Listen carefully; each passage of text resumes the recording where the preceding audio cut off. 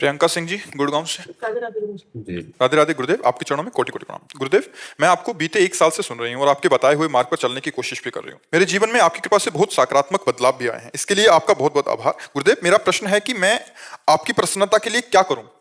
राधा नाम जप, राधा राधा राधा, ये हमारा जीवन है और इसी से आप सुखी हो जाओगे, इसी से परलोक आपका बन जाएगा, सब कुछ हो जाएगा। राधा राधा, जैसे हम रास्ते में सुबह आते होते हैं ना, और जो कोई राधा राधा राधा तो हम खड़े हो जाते हैं, उसको जरूर देखते हैं। वैसे तो सबको देखने की कोशिश करते हैं, और जब कोई राधा बोलता है तब एकाग्रता से देखते हैं।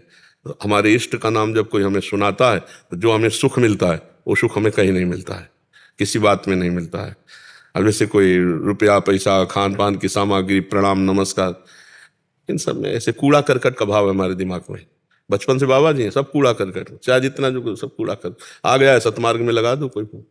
राधा, अब ये बड़ी बात हो गई, आपने हमारे इष्ट का नाम सुना, राधा राधा राधा। तो हमारी प्रसन्नता का, हमारे जीवन का परम फल, परम लाभ, परम हेतु एकमात्र राधा है।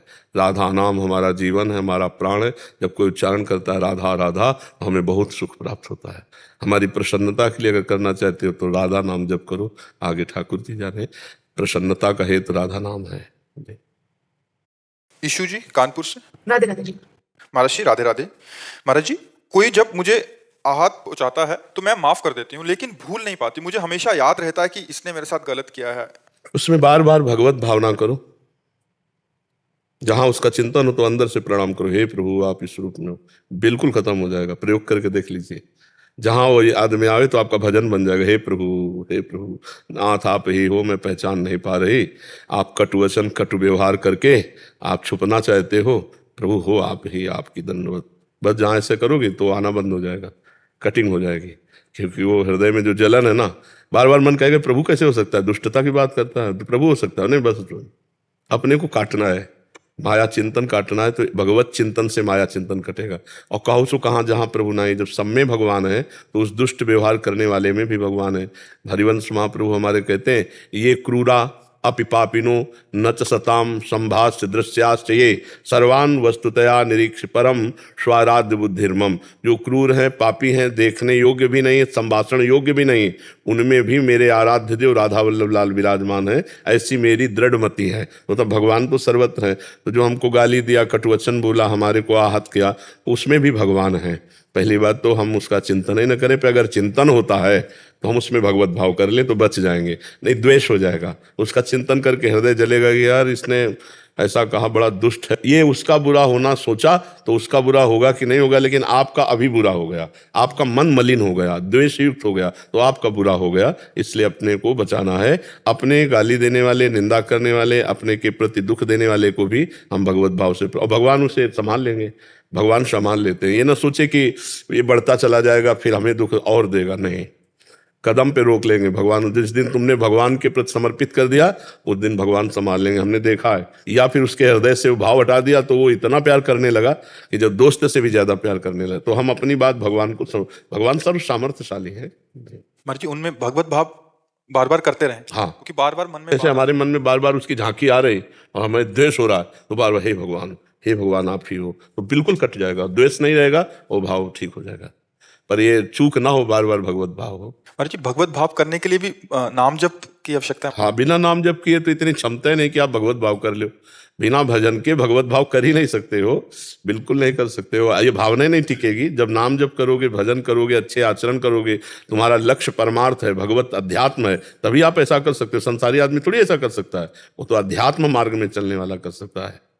महाराज जी, एक प्रश्न और। महाराज जी, अभी आपने उत्तर दिया था कि गुरु की प्रसन्नता के लिए क्या करना चाहिए। आपका उत्तर था नाम जप सर्वोपरि उत्तर है। महाराज जी, गुरुदेव की बहुत सारी आज्ञाएं होती हैं सदमार्ग पे चलने के लिए।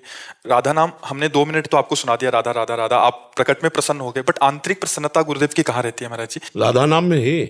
हाँ, 2 मिनट वाला थोड़ी कि राधा नाम सुना दे। ये तो हमने बताया कि जैसे बाहर लोग खड़े रहते तो हमारी प्रसन्नता, हमारा आकर्षण राधा नाम से होता है। तो गुरु की आज्ञा में सबसे बड़ी प्रसन्नता उनकी छिपी हुई है। अगर उनकी आज्ञा का हम पालन कर, देखो जब राधा नाम जपोगे तो और आज्ञाएं अपने आप पालन करने लगोगे कि खान पान शुद्ध होना चाहिए, आपके आचरण शुद्ध होने चाहिए, आपका व्यवहार सबके प्रति शुद्ध होना चाहिए। आप जब हमारा सत्संग सुनोगे तो हमारी हर बात तुम्हें प्रिय लगेगी और उसको धारण करना पड़ेगा। लेकिन हमारी प्रसन्नता कहे तो है निरंतर नाम जप। हाँ, निरंतर भगवत आश्रित होना, भगवत चिंतन करना। और क्या, फल फूल दे दिए, खा पी लिया, शौच बन गया, रुपया दे दिए, जो काम चल रहा है व्यवहार का उस काम में लग गया। हमारे सुख का विषय थोड़ी बना, हमारे सुख का विषय तो भगवान नाम है। जितना नाम, अच्छा हमारे सुख का विषय हम नहीं है, हमारे सुख का विषय आप हो।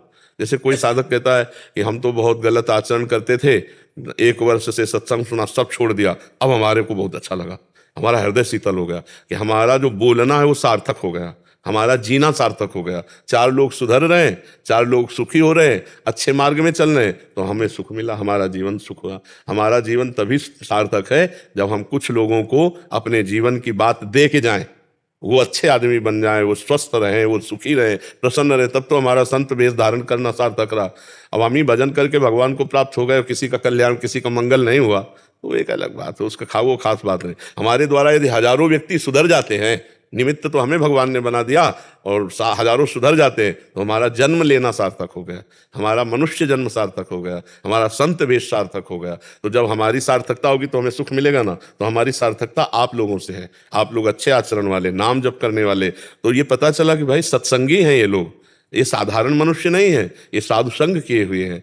तो साधारण पशुओं जैसा आचरण करे तो फिर बात नहीं। हमारी प्रसन्नता तब होगी पूर्ण रूप से जब हमारे देशवासी, हमारे भगवत अनुरागी, सत्य धर्म का पालन करने वाले, बड़े पवित्र। अब जब हम सुनते हैं कि आज अमुक जगह पर आई बहन बेटी के साथ ऐसा व्यवहार किया गया, अमुक आदमी भाई को मार दिया, अमुक आदमी माता पिता को मार पीट करके बाहर कर दिया घर से, तब लगता है यह धर्माचरण कैसे बंद हो।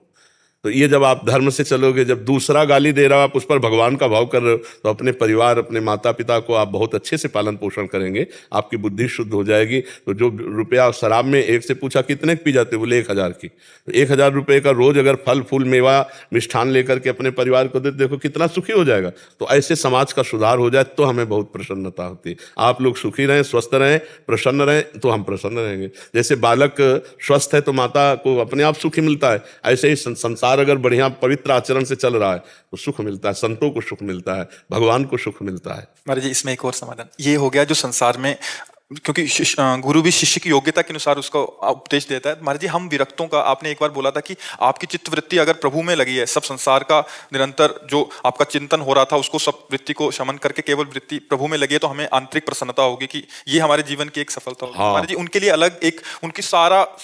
हाँ, अब जब विरक्ति की बात आती है तो फिर वो बहुत बड़ी मंजिल है जिसमें भोग रहित जीवन व्यतीत करना है।